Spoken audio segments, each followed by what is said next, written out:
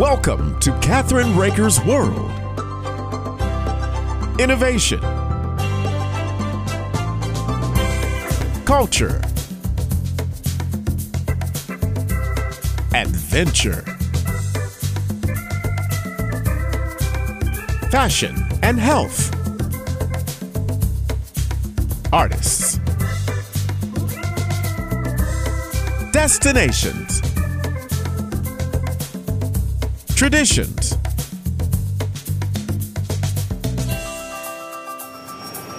This is Kathryn Raaker's World. Hi, this is Kathryn Raaker of Kathryn Raaker's World. Our subject today is lung cancer survival rates. Lung cancer survival rates are on the rise in the U.S., and scientific breakthroughs have advanced treatment for people living with lung cancer. However, some people living with the most common type of lung cancer, called non-small cell lung cancer, do not receive testing that helps identify characteristics about their unique cancer and informs treatment decisions. A new campaign hopes to educate the public about biomarker testing. If you're living with non-cell lung cancer, one conversation with your doctor could make a difference in your treatment. Here to explain is Dr. Jorge Gomez, a medical oncologist in the thoracic oncology program at Mount Sinai Hospital in New York, and Andrea Ferris, President and CEO of Longevity Foundation. I want to welcome you to our show today, and how are you? Good, thank you. Thanks for having us. Dr. Gomez, tell us about the new survival rates in lung cancer and why they're on the rise. The survival rates for lung cancer have changed since the early 1990s. They've increased very slowly throughout many years, probably due more to decrease in tobacco consumption. But in the past few years, from 2014 to 2018, that improvement in survival escalated, kind of accelerated. And this is probably more due to new and better therapies for lung cancer. Dr. Gomez, what is comprehensive biomarker testing, and what should lung cancer patients know about it? Comprehensive biomarker testing is a way for us to look at a patient's tumor and find out if they have genetic changes, what we call drivers or biomarkers, that can help us guide the best treatment. And it's comprehensive in that it should include all of the different drivers that we currently know of that have available treatments. There are many drivers for which we have treatments. There are some newer drivers for which we don't have treatments. We do find newer drivers every day. So it's very important for patients to talk to their doctors to find out if comprehensive biomarker testing has been performed on their tumor specimen. And if it has been, whether it's comprehensive, whether it includes all of the current drivers that we know of, and whether or not there is a driver that can be treated. Andrea, tell us about the latest campaign to raise awareness about this important testing. Yes, thank you for asking. At Longevity, we strongly believe that all people diagnosed with lung cancer should have access to optimal care. And for people diagnosed with non-small cell lung cancer, particularly, comprehensive biomarker testing is such a key component of that access to optimal care. It's really the first step that should be taken to help to understand what's driving a person's tumor so that they can then benefit from the right treatment. It's personalized medicine at its best. Many of the advancements that Dr. Gomez referred to are targeted therapies, and they are specific to these driver mutations and to information that can only be found by having the comprehensive biomarker testing done. Because of this, we recently launched the No One Missed campaign, whose goal is exactly that. It's exactly what the name says. It's to ensure that there is no one who is diagnosed with non-small cell lung cancer who is missed when it comes to comprehensive biomarker testing. It shouldn't matter where a person lives or what they look like or what language they speak to know whether or not they should have the testing done. So because of this, we launched a first of its kind campaign.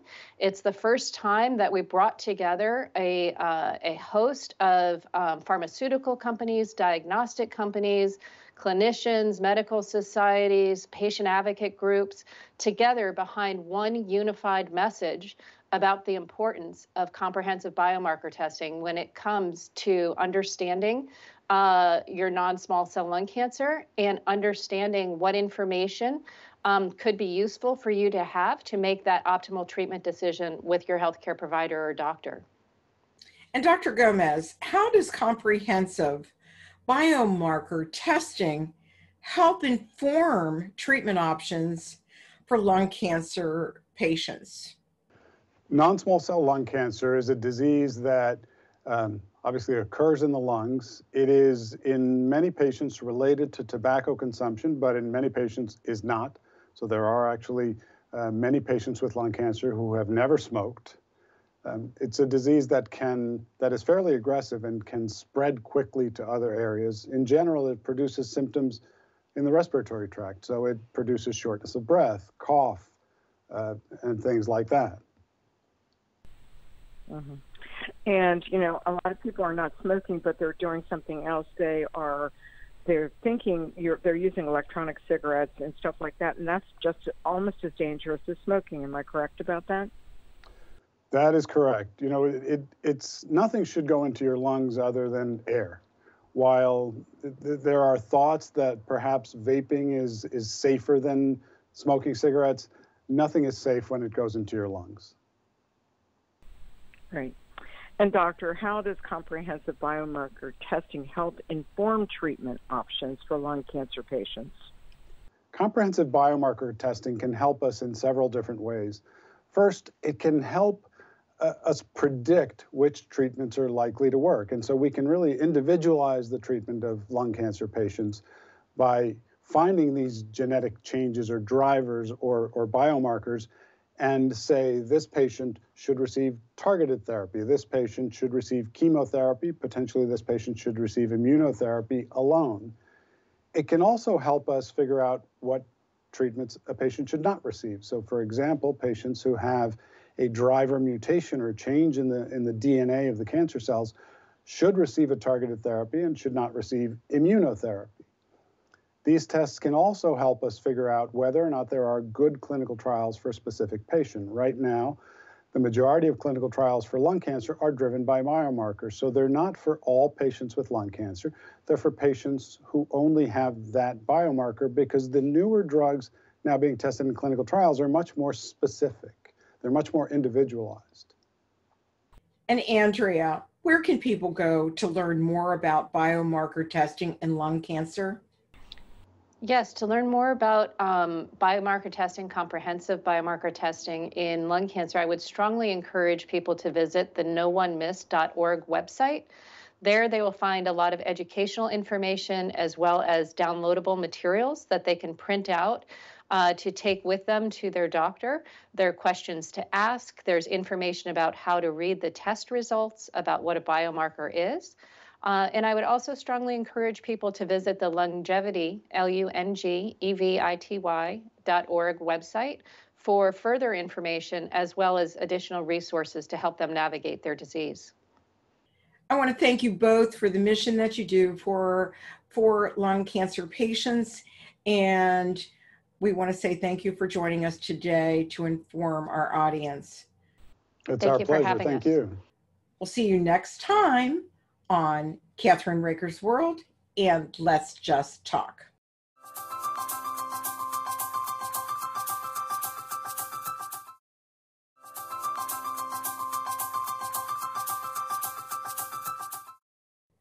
Hi, we're back now on Kathryn Raaker's World and Let's Just Talk. Our topic today is Parkinson's disease. It is estimated that 1 in 15 people in the U.S. will receive a diagnosis of Parkinson's disease in their lifetime, often causing symptoms of loss of movement control like shaking, slow movement, and stiffness. But a high-tech therapy known as deep brain stimulation can offer relief for many patients. Joining us now is Dr. Shahid from the ICANN School of Medicine at Mount Sinai, along with Jeff, who she treats for Parkinson's disease. I want to welcome you to our show today. How are you? Dr. Shahid, we'll start with you. What is Parkinson's disease and what are the symptoms? Sure. Parkinson's, of course, as we know, is a brain disorder. It's a neurologic condition, and unfortunately, it's progressive over time. And the main symptoms that people have are things like tremor, stiffness, slowness of their movements, and difficulties with walking and balance. And a lot of the reason that people start experiencing these symptoms has to do with losing the cells in the brain that make a chemical called dopamine. And many of the treatments that we have actually do something to dopamine, either replacing dopamine, stimulating dopamine receptors, preventing dopamine from breaking down. And there's been a number of advancements in the last couple of decades in terms of finding medications that work better to regulate the dopamine levels in the brain. But we do know that even with long-term treatment of Parkinson's disease, when these medications can be successful, they can be complicated by issues like wearing off effects of the medication, where people take a dose, it works for a period of time, but then it wears off, or they can experience difficulty with dyskinesias, which is involuntary movements that happen after they take a dose of the medication. So when symptoms like that start to occur, it can become increasingly challenging to find the right way to treat the symptoms just from a medication standpoint. And one of the kind of most important advances in terms of being able to address those complications is actually treatment with deep brain stimulation. Jeff, what are some of the major challenges you face related to Parkinson's? I was a dentist for over 40 years, and I came down with Parkinson's. I had to retire eventually because the meds that I was giving did not stop the tremor. I had an enormous amount of stiffness and tremor, and I had to stop playing golf. I did a lot of things. And then I had to find Dr. Shahid from internet to treat the DBS. And Dr. Shahid, what is deep brain stimulation and how does it help people with Parkinson's? So absolutely. I mean, again, there's a number of different research efforts that are going on that are looking at different ways of treating this condition, some that are based on a better understanding of what the molecular changes are in the brains of patients with Parkinson's disease. But deep brain stimulation is actually one of the surgical treatments that we can use to manage this condition. And as I was talking about, it's really one of those that we recommend to patients after they've been taking medications for a period of time. The medicines, as I've talked about, may become increasingly difficult to use to manage the symptoms sufficiently, and so we can use this technology, which works really kind of like a pacemaker device, to get a better handle on the symptoms. So the way that it works is that people have a battery that's implanted in the chest. The battery is connected to a brain electrode that is implanted into the deep brain structures that control movement. And when we control the stimulation or the DBS device, we're actually programming it to deliver a small electrical current into those deep brain structures so that it can really block the signals that are associated with the symptoms, like the tremor and stiffness and slowness. And so Jeff was a great candidate for that treatment. He had a wonderful response. I do want to say that although it can be very effective for some patients, it's not for everyone. And so people who are interested in this treatment really should talk to their doctor about whether it's right for them and understand more about the risks and the benefits of the procedure. So deep brain stimulation has been around actually for a couple of decades. It was first studied in the 1990s, so it's actually been around for a while. And right now it's actually considered the standard of care of treating advanced Parkinson's disease. So it's something that people anywhere, if they're interested in it, if they feel like they might be a candidate, they should really be talking to their doctors to find out more information. Jeff, how has deep brain stimulation helped you? It's worked great. The stiffness, the tremors have gone down. My hands, as you can see, I have no more tremor. It's just been great. I could play golf. I could see my grandkids. I could do almost anything. Well, let me ask you a question, and that is, you look so happy. And how long have you had Parkinson's? Can you tell me that? Yeah, I've had it since about almost 5 years. Wow. And when did you have it implanted? Can you tell me that? I had it implanted in November of last year. Wow. So I can tell that you're really happy that you're back with your grandchildren and you're getting to play golf. Yes. It's really changed your life, hasn't it? Has, absolutely. I'm very, very happy and thankful. Dr. Shahid, where can people go for more information or learn if DBS is right for them or a loved one? And that website that you can go to, this is discoverdbs.com. So anybody who's interested in this, either for themselves or maybe for a family member, can go there. You can find out information about deep brain stimulation and also get connected with a movement disorder specialist who has experience using this treatment to manage Parkinson's disease. Can you give that website one more time? Slowly, Absolutely. if you don't mind? Sure. discoverdbs.com. I want to thank you for joining us today on Kathryn Raaker's World and Let's Just Talk. Thank you again for what you do to inform people about Parkinson. Thank you. Thanks, Kathryn.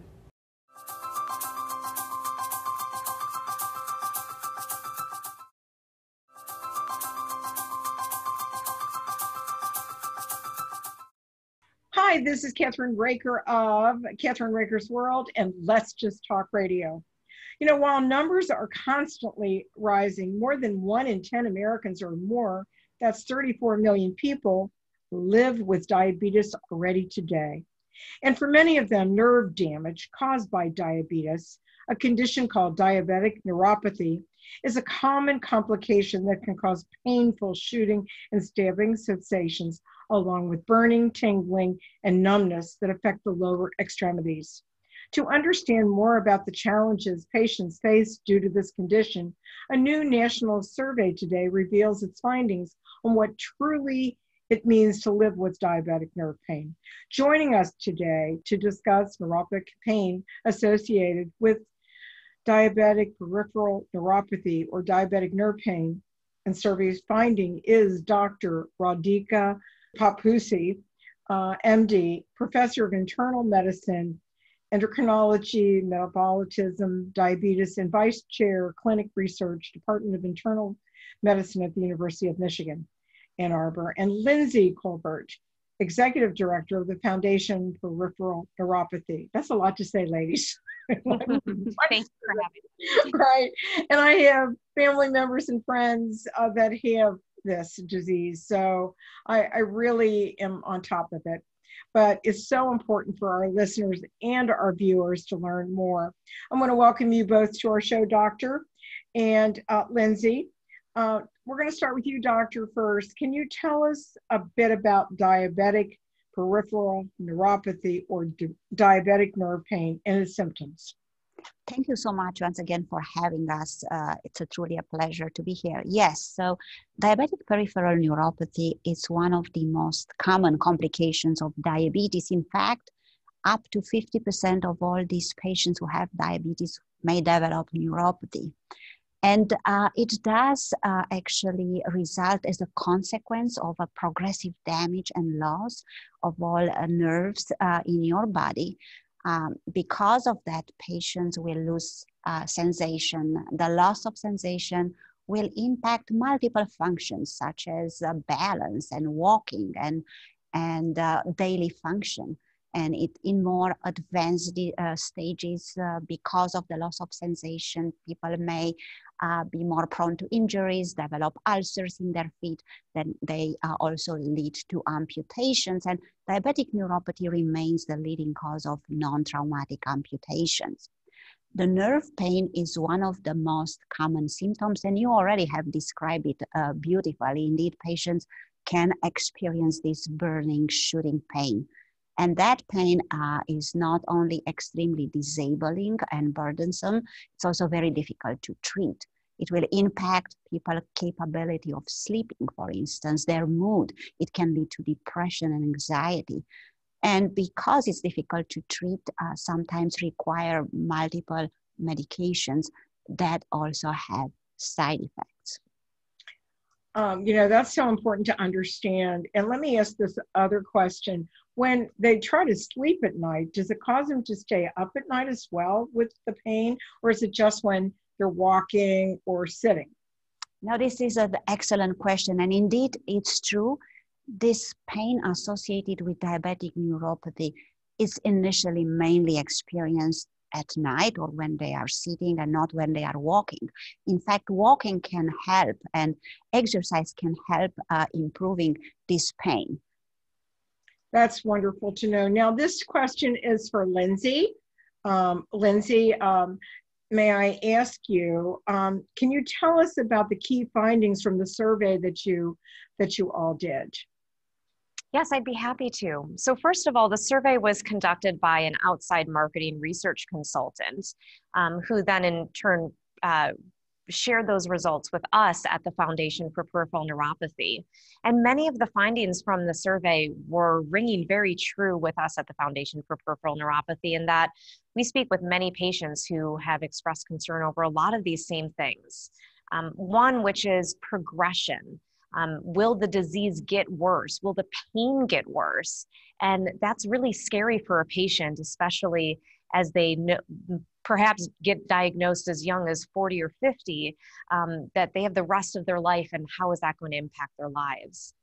Secondly, right now there is no cure for peripheral neuropathy. So right now it's just about symptom management. Many people from the survey had reported that they have to see 3 or more doctors in order to find some answers. And that's really sad. And at the end of the day, there is no one size fits all for how we can help manage those symptoms, specifically nerve pain and chronic pain. It's a host and a combination of various treatments that people will need to reach out for and to learn and to take. And even then, it might not actually help. You know, what have been some of the challenges for patients themselves to deal with it, and their caregivers or people that they're married or whoever lives with them, or if they live alone? What do you do about that? Well, the Foundation for Peripheral Neuropathy is a great resource for patients and caregivers, neighbors, family members, friends, you name it. And the survey showed that there are lots of people that have higher levels of anxiety and depression because of their neuropathic pain. Secondly, the survey also showed that exercise, as Dr. Rodica had mentioned earlier, can be really beneficial for someone, but oftentimes people that have that pain can't exercise. And then lastly, it's just the impact on your daily life. Traveling, driving, walking can be extremely difficult for someone, and that's really hard for someone to kind of swallow when they get diagnosed and they need to figure out how that they can manage those symptoms and live and go about their daily lives. Doctor, this is a question for you.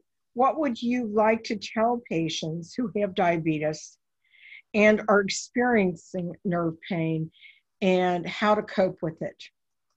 Yes, so I like to highlight that although, as Lindsay mentioned, we do not really have a medication that will reverse this nerve damage, we also know that we can prevent it to occur. And so I recommend all patients to make all efforts to listen to their physicians and try to keep their blood sugars as controlled as possible, to lose weight, to treat their blood pressure and their cholesterol. In addition, a healthy lifestyle with a healthy diet and particularly exercise, and exercise even in any type of form, has been shown to be quite effective. It might seem counterintuitive that when you have pain, you may not be able to exercise, but in fact, if you start and get going, patients will notice improvement. So that's very important to consider. I like also to say that there are medications that are approved specifically to treat neuropathic pain in diabetes. And patients should share with their providers their symptoms and discuss this option. A size may not fit all, that is true. So sometimes combination of agents will be needed. But another important message is that opioids should not be used to treat neuropathic pain in diabetes. They have not been shown to be effective. In other words, the balance of benefits versus the risk is not worth it. So definitely don't use opioids. I want to ask you another question. What type of diet, is there a special type of diet that they should look at, like a Mediterranean diet or something that will give them a better chance of losing weight if they, and a lot of patients that have the pain or the, the diabetic nerve pain, actually some of them are overweight and it's hard for them sometimes to exercise, but working with a nutritionist and also working with your foundation, does that help? Oh, yes, absolutely. And, in general, in diabetes and in people who are overweight, diet is a very important component of the entire treatment plan. And multiple diets can be effective. You mentioned the Mediterranean diet, and I am, a proponent of this diet because it does also have an antioxidative effect. So it is a healthy diet.